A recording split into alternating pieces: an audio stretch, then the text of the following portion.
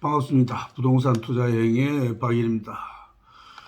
요즘 연일 언론에서 계속적으로 전세 사기 때문에 상당히 문제가 많다라는 것을 이미 여러분들도 잘 아실 겁니다. 참 어떻게 보면은 아이러니하다라고나 할까. 지난 정부에서 많은 법을 개정을 통해서 어떻게 보면 오늘의 전세 사기를 생산했다라고 감히 저는 그렇게 분석을 해 봅니다. 잘 아시겠지만 보증보험이라는 거 있죠. 임대사업자 보증보험 무조건 가입하라고 했습니다. 전세금은 토해내야 되는데 대출은 안 되고, 그러면은 팔 수는 있게 해줘야 하는데 팔지도 못하고 문제가 많죠. 임대사업자 등록을 한 것 때문에 고민이 많다라는 것입니다. 자, 좀 더 구체적으로 제가 말씀드릴까요? 이 모든 것들이 한마디로 공시지가가 하락하기 때문에 이런 문제가 많이 생기는 겁니다. 그 중에서도 가장 말썽이 많이 생기는 것이 바로 빌라에 대한 임대사업자라고 저는 생각을 합니다. 임대사업자 보증보험은 임대사업자라면 무조건 등록해야 하는 의무사항입니다. 의무사항. 예? 그런데 최근 정부가 전세 사기를 막겠다면서 보증보험 한도를 축소한 데다가 보증보험 상한액의 기준이 되는 공시지가가 떨어지면서 문제가 생기게 된 것입니다. 즉, 보증금액 축소로 인해서 전세 보증금을 토해내야 하는 상황이 발생했기 때문입니다. 정부는 빌라 사기 피해를 막기 위해서 임대보증보험 한도 축소를 비롯해서 임대사업자의 보증보험 가입 의무를 강화하기로 했습니다.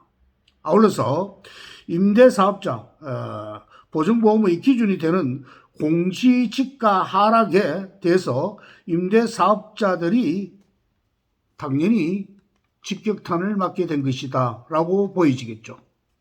정부는 최근 전세 사기 대책의 일환으로서 5월부터 주택도시보증공사 전세보증금 반환 보증보험 가입 기준을 전세가율 100%에서 90%로 낮춘다고 했습니다. 주택 가격을 산정할 때 기준도 기존 공시가격의 150%에서 140%로 하향을 했습니다.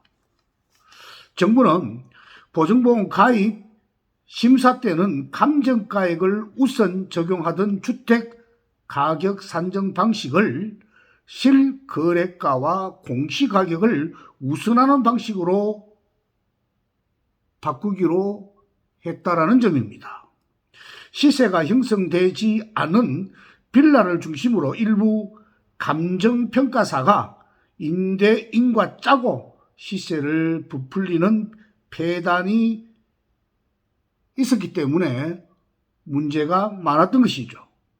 이 문제를 해결하기 위해서 주택 가격을 공시가격의 140%에 하던 것을 실거래가와 감정평가순으로 인정하기로 했다라는 겁니다. 참 우리나라 법이 너무도 복잡합니다. 일반인들은 용어 자체도 알아듣기가 힘들고 알아듣더라도 이해하는 데는 상당히 문제가 많다고 보여집니다. 한마디로 말해서 보증보험 상한액은 공시가격의 140%에서 전세가율 90%가 되는 것입니다. 공시가격 150%의 전세가율 100%였던 기존과 비교하면 보증한도가 126%로 축소된다라는 것입니다. 말이 어렵죠. 문제는 보증보험 가입 심사 때 주택 가격 산정 방식의 기준이 되는 공시지가가 원래 더 내려가면 어떻게 될까요? 보정 한도는 대폭 축소되는 것은 두말할 필요가 없겠죠. 따라서 지난 22일 발표한 공동주택 공시가격 중에서 수도권 빌라는 전년 대비 평균 약 6.0% 하락을 하게 된 것입니다. 정부가 보증금 반환 대출을 풀었다고는 하지만 DSR, 즉 총부채 원리금 상환 비율 규제가 여전히 살아있습니다. 추가 대출을 받기가 쉽지도 않고 임대사업자 대출 역시 RTI, 즉 임대사업자 이자 상환 비율이 적용되기 때문에 사실상 보증금 반환을 목적으로 한 대출이 사실상은 거의 불가능합니다.